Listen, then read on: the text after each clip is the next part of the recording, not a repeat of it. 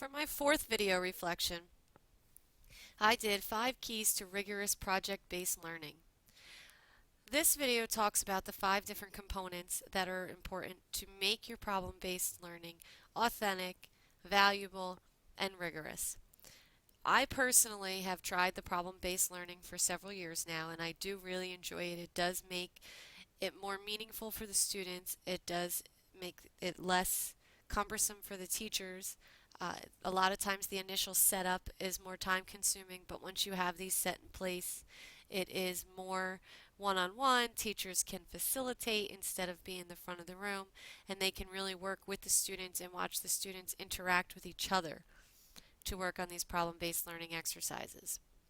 However, within the math classroom, I do find that while project-based learning is valuable, you still need a healthy balance of the old school um, repetition and practice when it comes to really understanding math concepts. Because while solving a problem to figure out using a math concept is often difficult without the basic concept of how to solve the math problem.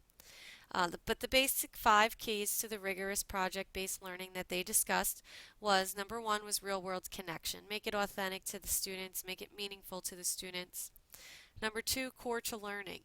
It's not fluff, it's not something you just add at an end of a chapter.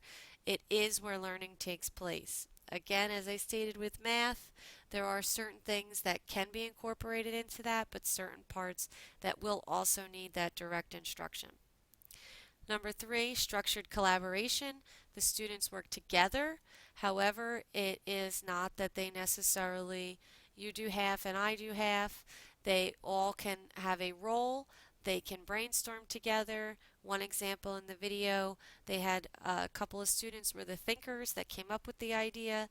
Another student was the designer that figured out how to design the idea.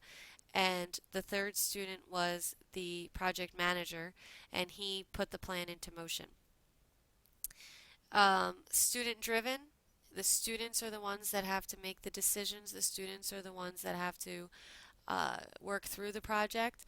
The teacher is just the facilitator who asks the right questions, who does not just give answers, but tries to show the students where to find the information that will help them.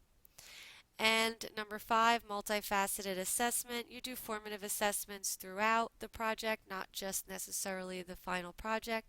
You can have students create their own rubrics for the final end of the project.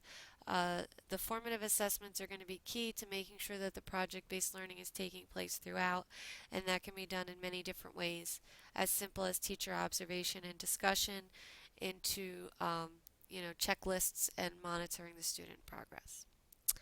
I found this to be a very interesting video. However, I did already have a basic understanding of all of this and was hoping to learn more about it, and didn't learn a whole lot more.